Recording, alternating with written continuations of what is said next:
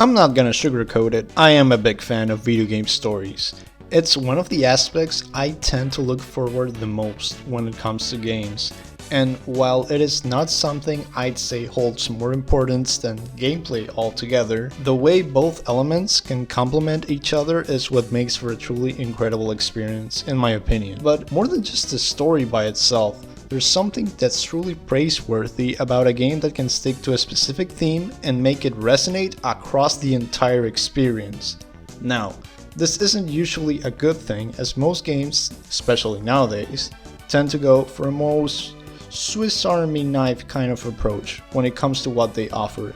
This is why a good ground to explore this on is the JRPG genre, as they tend to be particularly lengthy games that can more than benefit from a really good hook and setup that can keep you going for up to, 70 hours most of the time. Now, if you read the title of the video, then you already know that this is about games that deal with the concept of mortality, or more so have it ingrained in them as part of their specific themes. Mortality and death are pretty gloomy, right? But in truth, these games are a joy to play in themselves, and while they deal with some facet of death, they also fill you with an idea of how much it means to be alive and to enjoy every day even if it's your last. So, I came with this little system in which I'll talk about each game and then I'll try to come up with some kind of fun factor for the games, and maybe that'll convince whoever is watching to play them someday. It's a contract, don't worry. All it says is that you'll accept full responsibility for your actions. No one can escape time. It delivers us all to the same end. You can't plug your ears and cover your eyes. And so it begins.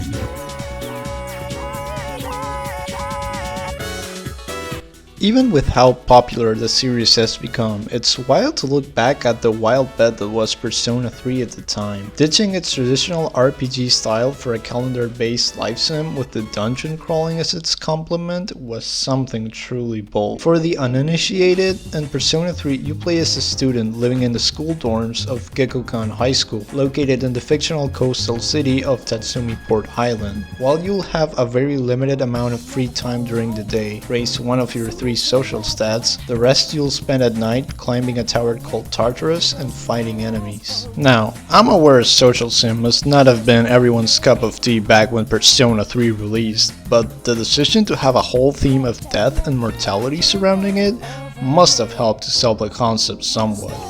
From the presentation alone, the game is already very blatant about its use of memento mori, or remember you will die.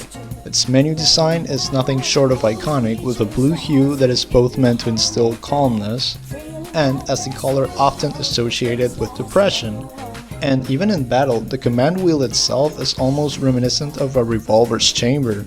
Oh right, I guess I forgot to mention, this is the game with the teenagers aiming guns to their heads in order to summon their not JoJo stance. A persona.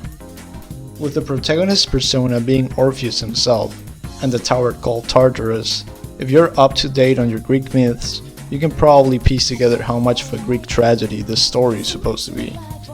On the flip side, if you've heard anything about Persona as a series, you're likely aware about how forming bonds with other people are a central part of the experience. And nowhere it is more fitting than in this title, as most of the social links you meet can relate in one way or another to the aspect of mortality. Now, that doesn't mean they're all masterclasses in storytelling or anything. You have this guy who just eats too much and treats other people like shit. This one kid who wants to hook up with his teacher desperately. This guy who just wants to scam you out of your money. But then you have Bunkichi and Mitsuo, an old couple running a bookstore who take on a liking to the protagonist, but soon enough start confusing him with their own dead son who used to be a teacher at the school you're in. And once you bring in a memento from that time, they'll learn that the school is trying to take down a tree their son planted in order to make a new building. At first, they try getting signatures to stop it, but once they realize the number of people who have signed up to the cause, due to their impact their dead son has had on them, and with this, they recognize the legacy their son has left behind and how that represents a sort of form of immortality. Pretty touching stuff. The other is a fan favorite, Akinari. This is a sickly guy you'll find on Sundays chilling at the park. Immediately, he'll let you on about how he's suffering a terminal disease and there's nothing he can do but wait for his death basking in the sun. Eventually, he'll let you on about how everyone treats him with some form of pity except for you. He'll mention how he's mostly been reading books, but he refuses to finish them since when they're done, he'll be back in his miserable reality. His justification being that the authors who wrote those books didn't do it for someone like him, but for themselves. Inspired, this motivates Akinari to write his own story. He'll have trouble with the ending for a while, but even despite knowing his fate, he'll keep mentioning how there's still something left for him to do in this world. Finally, you'll meet his mother after he passes away. She'll let you know how much you matter to him, and how the story he wrote symbolizes your bond. As for the fun factor, while the idea of managing limited time slots during the day in order to maximize your combat potential may sound simple at first, it's quite a challenge in itself, and a really addicting one at that. Once you start handling more and more social links, it really does become a gamble to decide who you'll spend your next precious chunk of time on. And the more social links you start, the more you'll be able to meet by extension through the representatives. But the real glue that holds this idea together is the combat, and that includes the matter in which you'll be collecting personas in order to fuse them for better ones. And believe me, this is where the real addiction starts, as you'll be thirsting for that 100% completion of the catalog. Gotta catch them all? Oh, well, it's more like gotta fuse them all. Not to mention, these personas are all originally demons from the Shin Megami Tensei series. And if you're anything like me, I like to take a good while and read through some of the bios, as their cultural origins tend to be really interesting. Well, that's all I have to say about Persona 3, and with how much emphasis the game places on the concept of Memento Mori, or Remember You Will Die, I'd like to respond to it with a similar line, or Seize the Day. As well, some people like Akinari can't do much but wonder about their fate. We as humans have to keep on going with our head held high. And the one thing you can never forget is that you, at this very moment, are indeed alive. And with that, I want to leave you with my favorite pair of sentences out of this entire game. You don't have to save the world to find meaning in life. Sometimes, all you need is something simple, like someone to take care of. I'll keep on living no matter what, so that I can protect you.